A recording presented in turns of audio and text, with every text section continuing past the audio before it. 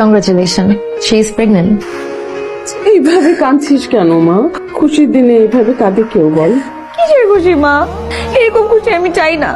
এই কথা বলতে হয় না। কিভাবে বলবো? আমি নিজেকে সামলাতে পারি না, তার মধ্যে একটা বাচ্চা নিব, সেই বাচ্চাকে আমার সামলাতে হবে। তাকে কে পালবে? তার মধ্যে সামনে আমার ফাইনাল এক্সাম। আমি যদি এখন বাচ্চা নেই মা, আমার লাইফ শেষ, আমার সব শেষ হয়ে যাবে। শোন মা, এই যে বাচ্চা কাচ্চা না, অনেক মানুষ অনেক চেয়েও পায় না। আল্লাহ তোকে সন্তানটা দান করেছে মা, এটা আল্লাহর দান। তুই একটু খুশি হ মা, এরকম করে কাঁদিস না মা। আর আমার ফাইনাল পরীক্ষা, সেটা কি হবে? শোন না, পরীক্ষা তো এবছর দিবি, কোনো সমস্যা আছে? ধরো একটু। বুঝছি, আসতে বলো। তোমার সাথে হয়েছে যে তুমি বুঝবা, তোর বলে আসতে বলো, পয়সা লাগবে না।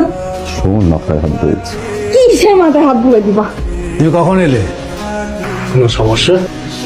বাবা, আমার সন্তানের যত্ন নিয়েছে। দেখো, সব বাবাই চায় তার মেয়ে সুখে থাকুক, ভালো থাকুক। আর সম্ভব যদি হতো তাহলে কোনো বাবাই তার মেয়েকে অন্যের বাসায় পাঠাতো না। তুমিও তো এখন বাবা হচ্ছ। বৌমার শরীর কেমন? ভালো মা, ডাক্তার দেখাইছি কালকে। তাই ডাক্তারের বিল টিল এগুলো কি দিচ্ছে? কি দিছে মানে? আমি দিছি। তুই দিছিস মানে? এখনো ওর বাবার বাড়িতে আছে, বাবার বাড়িতে ওর ট্রিটমেন্ট হবে, টাকা পয়সা ওরা খরচ করবে। তুই কেন আবার এগুলো টাকা পয়সা দিয়ে দেখবি? এই চুপচাপ, বেশি কথা বলিস। ডেট দিছে কবে ডেলিভারির? 27 তারিখ। তার মাত্র 4 দিন বাকি। বাবা, বাবা আসসালামু আলাইকুম। খুব তো বলেছিলেন যত্নে থাকবে, বাপের বাড়ি স্বর্গ। এই আপনাদের স্বর্গের নমুনা? এইসব আপনি কি বলছেন?